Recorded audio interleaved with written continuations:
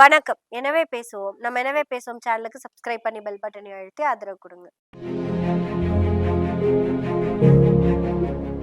Current இல்லைங்க. அதான் மொட்டை மாடிக்கு வந்தோம். மொட்டை மாடிக்கு வந்தா வெயில் அடிக்குது, பேச முடியாது, கண்ணு கூசுது. அதான் உட்காந்துட்டோமுங்க. இது காரணம் யாரு தெரியுமா? கரண்ட் இல்லாதது காரணம் யாரு தெரியுமா? மீட்பர் இல்ல.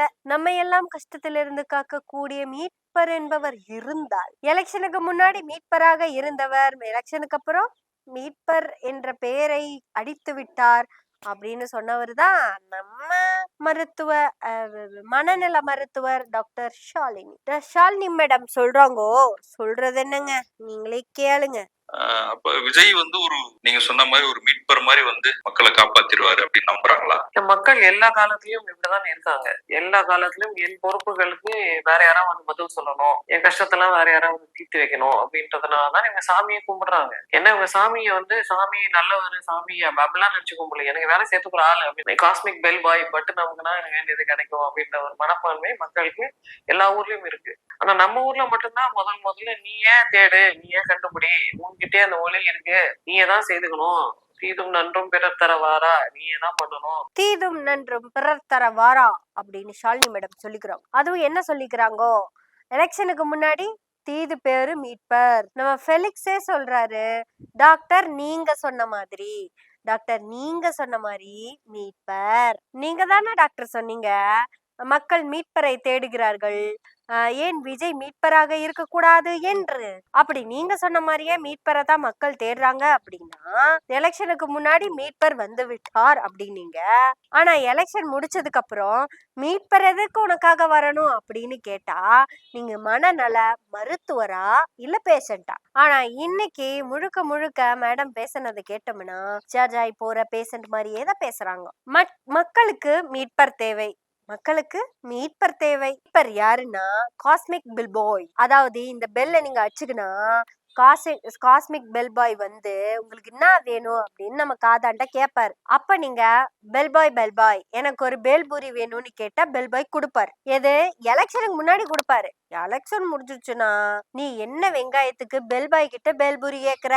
உனக்கு தான் கை இருக்கு, காவலுக்கு வேலை செஞ்சு சம்பாதி அப்படின்னு டாக்டர் நமக்கு அட்வைஸ் கொடுக்குறாங்க. அந்த அட்வைஸ நம்ம இந்த காதாட வாங்கிக்கின்னு இந்த காதாட விடாம அவங்க அடுத்தது ஏதோ சொல்றாங்க, அதை கேட்டுக்கோமா. நீ தான் பண்ணணும் அப்படின்றதெல்லாம் நம்ம ஊர்ல சொல்லப்பட்ட பிலாசபிஸ் தான். பட் இந்த பிலாசபிஸ் நம்ம ஹைலைட் பண்றதுல மறக்கடிச்சிடுவோன்றதுனால திரும்ப இன்னொருத்தர் காப்பாத்துவாங்கன்னு இவங்க நம்புறாங்க. இப்ப டிஸ்ட்ரெஸ்ல இருக்கிறவங்க அந்த மாதிரி அதிகாரத்துல இருக்க யாராவது உடனே மேஜிக்கலி ஏதாவது மாறாதான்னு ஆசைப்படுறதுன்றது அந்த சமயத்துக்கு இயலாமை. பட் அதை நம்ம திரும்ப வளர்த்துக்கிட்டே இருக்க முடியாது. அவங்க சேஃப்டிக்கு வேண்டியதை அவங்க தான் செய்துக்கணும். கொஞ்ச நாள் முன்னாடி நார்த் இந்தியால ஒருத்தவங்க ஒரு ஒரு டேம்ல இருக்கிற தண்ணியில போட்டிங் போயிருந்தாங்க. அந்த போட்டு கேப்சைஸ் ஆயிடுச்சு, நிறைய பேர் இறந்துட்டாங்க. அப்போ இந்த மாதிரி நிறைய பேர், அதாவது அரசியல்வாதி கிட்ட ஏதாவது வேணும்னு கேட்டீங்கன்னா கேட்காதீங்க. எலெக்ஷனுக்கு முன்னாடி இதை கொடுப்பேன் அதை கொடுப்பேன்னு சொல்லுவாங்க. எலெக்ஷன் முடிஞ்சதுக்கு அப்புறம் அதை கொடுக்கறத பத்தி யோசிக்க கூட மாட்டாங்க. உதாரணத்துக்கு எல்லாத்துக்கும் 200 யூனிட் மின்சாரம் இலவசம் அப்படின்னு சொன்னாங்க. ஆனா கொடுக்க மாட்டாங்க. இத நம்ம சொல்லல, பேஷண்டா இருந்து குணமான டாக்டர் பேஷண்ட் சொல்றாங்க. அபாலிகா டாக்டர் ஏதோ சொல்லுவாங்க, அதையும் நம்ம கேட்போம். முடிஞ்சா கேட்போம், இல்லன்னாலும் கேட்போம். லைக்ஸ் கமெண்ட் அந்த மாதிரி செயற்கையா ஒரு உலகத்துல வாழ்றதுன்றது ஆபத்தான போகும். என்னவா இருந்தாலும் இந்த கவர்மெண்ட் ஜெயிச்சிருச்சு வந்துருச்சு, எதுவா இருந்தாலும் நம்ம எதனால ஜெயிக்கிறோமோ அதனாலதான் நம்ம தோக்கவும் செய்வோம். எந்த ஆயுதத்தை நம்ம அந்த வெளிப்பக்கம்னா மத்தவங்களை விட்டு உள்பக்கம்னா நம்மளே வேண்டிடும். அப்புறம் ஃபெலிக்ஸே கேக்குறாரு, அவரோட ஃபாலோவர்ஸ் அதாவது தொண்டர்கள் ரசிகர்கள் இவங்க எல்லாருமே ஏன் நீங்க உட்பட எல்லாருமே லைக்ஸுக்கும் கமெண்ட்ஸுக்கும் தானே பேசுறாங்க, வெறும் ரீல்ஸ்க்காகவே தானே பேசிக்கிட்டு இருந்தீங்க டாக்டர் நீங்களும் சேர்ந்து. அதாவது நம்ம இந்த மாதிரி ஏதாவது கேனத்தனமா பேசணும்னா நம்மளை பத்தி இன்னும் நிறைய பேர் பேசுவாங்க, அது கொஞ்சம் நிறைய பப்ளிசிட்டி கிடைக்கும் அப்படின்னு தானே பேசுறீங்க. அப்ப நீங்களும் எலெக்ஷனுக்கு முன்னாடி இப்படி ஒரு பப்ளிசிட்டிக்காக தானே பேசுனீங்க அப்படின்னு அவர் கேட்டிருக்கணும். ஏன் கேட்கலன்னு எனக்கு தெரியல. ஃபெலிக்ஸ் சார், நெக்ஸ்ட் டைம் போறப்ப இந்த கேள்விய டாக்டர் கிட்ட கேட்டுருங்க. ஆனா இப்ப இவ்வளவு தெளிவா பேசுற மாதிரி பேசுற இந்த டாக்டர் ஏன் அன்னைக்கு இந்த தெளிவோட பேசுறதுக்கு முயற்சி கூட பண்ணல அப்படிங்கறத நம்ம கிட்ட இருக்கிற கேள்வி. அன்னைக்கே பேஷண்ட் மாதிரி பேசுனாங்க, இன்னைக்கே டிஸ்சார்ஜ் ஆனா பேஷண்ட் மாதிரி பேசுறாங்கன்னு தெரியல. எல்லாம் ரீல்ஸ் மோகன்தான். பெர் வந்து விட்டார், மீட்பர் வருகிறார், இயேசு கூட வருவார், எல்லாவித அற்புதம் செய்வார், தானே தந்தன தானே, ஏ தந்தானே தந்தன தானே. அப்படி சர்ச்சில் போய் பாடியிருந்தா கூட நம்ம டாக்டர் ஷாலினி மேடத்தை நம்ம ஓரளவுக்கு அக்செப்ட் பண்ணி இருந்திருக்கலாம். ஆனா நம்ம டாக்டர் மேடம் எப்படி பண்ணாங்கன்னா, விஜய் கூட வருவார், எல்லா வித அற்புதம் செய்வார், இவருதான் நம்ம மீட்பர். என்னங்க டாக்டர், இன்னைக்கு நீங்க பேசுறது அன்னைக்கே நீங்க பேசியிருந்தீங்கன்னா 10 ஓட்டு கம்மியா விழுந்திருக்கும்ல. ஏன் நீங்க கூட ஓட்டு போட்டிருக்க மாட்டீங்க? அட என்ன 200 ரூபாய் உப்பி 200 ரூபாய் உப்பின்னு உங்க ஆளுங்க தான் பேசிக்கிட்டு இருக்காங்க. இப்போ உங்களுக்கு எவ்வளவு ரூபாய் கொடுத்தாங்க அப்படிங்கறது நீங்க சொல்லி போட்டீங்கன்னா அந்த மீட்பர் கதையை நானும் ஏத்துக்குவேன்ல. ஏன்னா எலெக்ஷனுக்கு முன்னாடி எல்லா இன்ஃபுளுசர்ஸ்க்கும் பேமெண்ட் கொடுத்து ஒரே மாதிரி பேட்டர்ன்ல பேச வச்சுட்டு இருந்தாங்க. இந்த கெதன் மௌரி இருக்காருலங்க அந்த பையன், அவர்ல இருந்து இந்த கப்புள்ஸா டான்ஸ் ஆடுவாங்க 5-6 பேரு, அவங்க வரைக்கும், அது போக குழந்தைங்க குமரிங்க கிளவிக உட்பட அப்புறம் நம்ம டாக்டர் ஷாலினின்னு சொல்லிட்டு ஒரு மருத்துவர் இருக்காங்கல்ல, மனநல மருத்துவர், நீங்க கேள்விப்பட்டிருக்கீங்களா?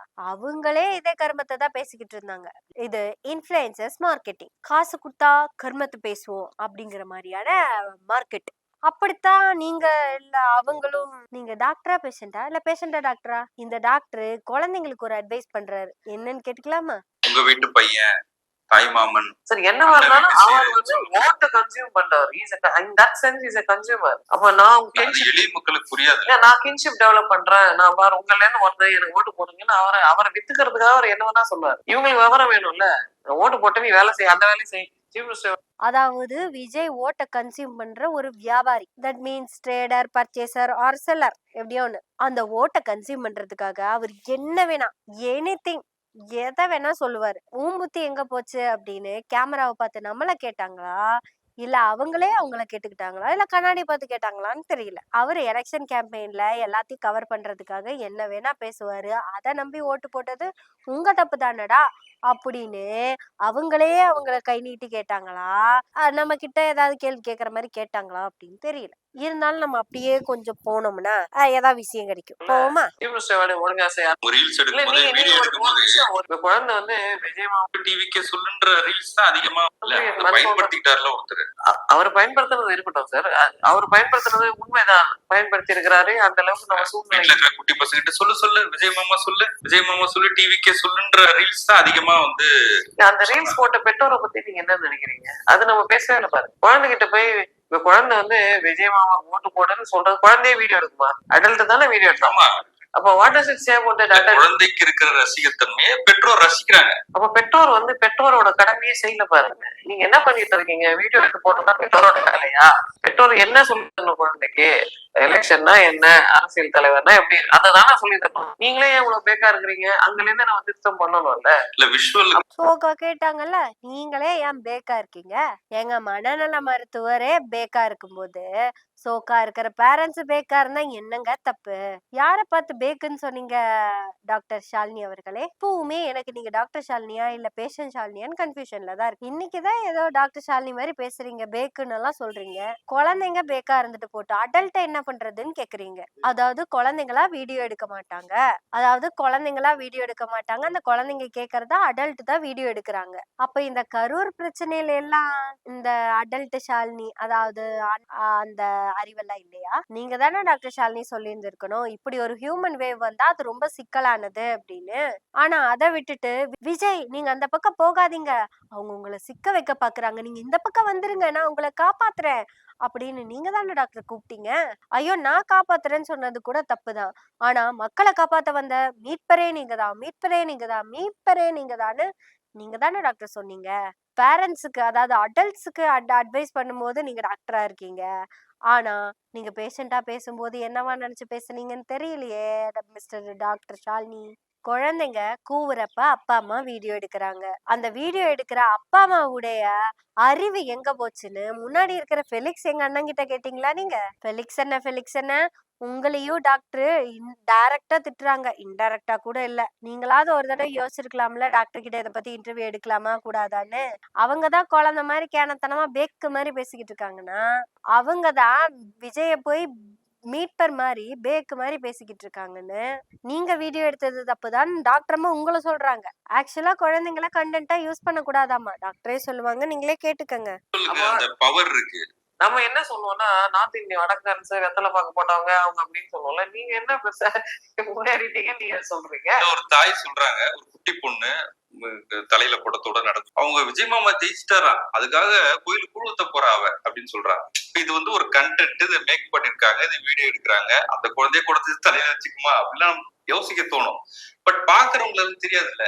அப்ப இந்த மோகத்துல இருந்து மக்கள் வெளியில வரலன்னா நிகழ் தோன்றி மண் தோன்றாலாம் சொல்றதுக்கு நம்ம உரிமையே கிடையாது. இந்த மோகத்துல இருந்து மக்கள் வெளியே வரலன்னா சூப்பர் சூப்பர் சூப்பர். அதாவது ஒரு சினிமா நடிகர் மீட்பராக முடியாது அப்படிங்கிற அந்த மோகத்துல இருந்து நம்ம வெளியே வரலன்னா, நம்ம அப்படின்னா எங்களை விட்டுருங்க டாக்டர், உங்களை சொல்றீங்கன்னு சொல்லுங்க. விஜய் மாமா ஜெயிச்சிட்டாரு அப்படின்னு ஒரு குழந்தை தலையில குடத்தை வச்சுட்டு கூழ் ஊத்த போகுதாமா. அந்த குழந்தை கூழ் ஊத்த போனா என்ன, குளுக்கோஸ் ஊத்த போனா என்ன, அந்த குழந்தையும் டாக்டரும் உட்பட எல்லாருமே இந்த மோகத்துல இருந்து வெளியே வரணும் அப்படின்னு செல்ஃப் அட்வைஸ் பிளஸ் அதர் அட்வைஸும் கொடுக்குறாங்க. ஒரு மனநல மருத்துவர் தனக்குத்தானே வைத்தியம் பார்த்தது இப்பதான். இந்த மீட்பரு, இந்த மோகம், இந்த சோசியல் மீடியா, இதெல்லாம் உங்களுக்கு ஏன் எலெக்ஷனுக்கு முன்னாடி தெரியாம போச்சு?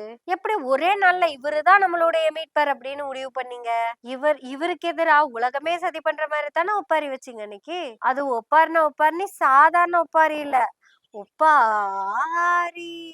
என்ன நினைச்சு நீங்க அன்னைக்கு அப்படி எல்லாம் பேசுறீங்கன்னு மட்டும் சொல்லுங்க. அன்னைக்கு பேசின பேஷண்ட் ஷாலினி யாரு? இன்னைக்கு பேசுற பேஷண்டா இருந்து டிஸ்சார்ஜ் ஆன டாக்டர் ஷாலினி யாரு? இன்னைக்கு நீங்க ஃபீல் பண்ணிட்டு வந்ததெல்லாம் தப்பு, மாறிட்டீங்க, அதை பத்தி குத்தி காமிக்கிறதுக்கெல்லாம் நான் பேசலைங்க டாக்டர். ஏன்னா இப்ப நிறைய மக்களே அதை திருந்திட்டாங்க. நம்ம தப்பு பண்ணிட்டோம் தலையா அடிச்சுக்கிறாங்க. இது ஒரு சாதாரண மக்கள். கல் தோன்றி மண் தோன்றா காலத்தில் முன் தோன்றி மூத்த மொழி கொண்ட அந்த மக்கள் பேசியிருந்தா கூட தப்பில்லை. அந்த டைம்ல பேசின மக்கள் மாதிரி பேசிட்டாங்க. நீங்க தான் நிறைய டெவலப் ஆகி வந்துட்டுன்னு சொல்றீங்களே. அதாவது கல்வியில் சிறந்த தமிழ்நாடு அப்படின்னு பேசுறீங்கல்ல, அப்படி பேசுற ஒரு சில மக்கள் கூட விஜய ஆதரிச்சது தப்பில்லை. ஒரு மனநல மருத்துவர், அதாவது இந்த மாதிரி மீட்பரெல்லாம் வரமாட்டாங்க அப்படின்னு சொல்லக்கூடிய இடத்துல இருக்கிற ஒரு மனநல மருத்துவர் ஒரு ரசிக மனப்பான்மையில மென்டலா இருக்கிற அந்த மக்கள் கிட்ட நீங்க இப்படி எல்லாம் இருக்கிறது தப்புன்னு சொல்ல வேண்டிய டாக்டர், பேரா சோசியல் ரிலேஷன்ஷிப் தப்பு அப்படின்னு சொல்ல வேண்டிய இடத்துல இருக்க டாக்டர் அந்த ரிலேஷன்ஷிப்குள்ளேயே தானா போய் விழுந்து அந்த சினிமா முகத்துக்கும் அந்த மீட்பர் முகத்துக்கும் தன்னைத்தானே ஈடுபடுத்தி கொண்டு பேக்கு மாதிரி வீடியோல பேசின அன்னைக்கு பேஷண்ட் மாதிரி இருந்த டாக்டர் ஷாலினி இன்னைக்கு டாக்டர் ஷாலினியா வந்து பேசுறது எதுக்கு அப்படின்னு நான் கேட்க முடியாது. ஏன்னா என்னை விட நீங்க சீனியர். ஏன்னா பெரியார் ஒரு ஆல்பமேன் அப்படின்னு சொல்லி கொடுத்ததே நீங்க தான். உங்களுடைய பழைய வீடியோக்கள் எல்லாம் பார்த்துதான் உங்களை மாதிரி பேசணும் அப்படின்னு உங்ககிட்ட இருந்து நிறைய டேட்டாஸ் எல்லாம் எடுத்துக்கிட்டு தான் நாங்க பேச வந்திருக்கோம். பொசுக்குன்னு அந்த டாக்டர் ஷாலினி ஒரு நடிகரை மீட்பரா எடுத்து பேசினதும் உண்மையாலுமே மனநலம் ஏதாவது பிறண்டுதான் நீங்க பேசுனீங்களா டாக்டர்? நிறைய பேஷண்ட்ஸ பார்த்து நீங்களும் பேஷண்டாவே உணர ஆரம்பிச்சிட்டீங்களா டாக்டர்? சரி, எல்லாத்த மாதிரியும் நீங்களும் திருந்தி வந்தது எங்களுக்கு மகிழ்ச்சி தான். இன்னொரு தடவை திரும்பி பேஷண்ட் ஆயிராதீங்க டாக்டர் பிளேஸ். ஏன்னா நீங்க இன்ஃபுளுயன்ஸ் பண்ணி உங்க இன்ஃபுளுயன்ஸாலேயே ஒரு 60-70 ஓட்டுகள் நீங்க வாங்கி கொடுத்துருப்பீங்க. அந்த குழந்தைங்க இன்ஃபுளுயன்ஸ் பண்ணி தாத்தா பாட்டி அப்பா அம்மாவை எப்படி ஓட்டு போட வச்சாங்களோ, அந்த டான்ஸ் ஆடுற கப்பிள்ஸ் கூட சேர்ந்து டான்ஸ் ஆடி எப்படி ஓட்டு போட வச்சாங்களோ, அந்த கெதன் மௌரி எப்படி பேசியே எல்லாத்தையும் ஓட்டு போட வச்சாரோ, அந்த ரேஞ்சில தான் அன்னைக்கு நீங்களும் பேசிட்டு இருந்தீங்க. குழந்தைங்க பேச்ச கேட்டுட்டோன்னு இப்ப அப்பா அம்மா ஃபீல் பண்ற மாதிரி, உங்க பேச்ச கேட்டுட்டோமேனு 10 பேர் ஃபீல் பண்ற மாதிரி, உங்க பேச்சுக்கு பதில் வீடியோ போட்டுட்டேன் நானும் சந்தோஷமா ஃபீல் பண்ற மாதிரி, இனி எல்லாரும் இனியாவது சரியா பேசுவோம் டாக்டர். இனியாவது நீங்க டாக்டர் மாதிரி பேசுவீங்கிற நம்பிக்கையோட எல்லாருமே பேசுறோம் டாக்டர், பேசுவோம். எனவே பேசுவோம் நாள்தோறும். உங்களுடைய ஆதரவுகளை நன்றிகளோடு எதிர்பார்த்து கொண்டிருக்கிறோம். நன்றி, வணக்கம்.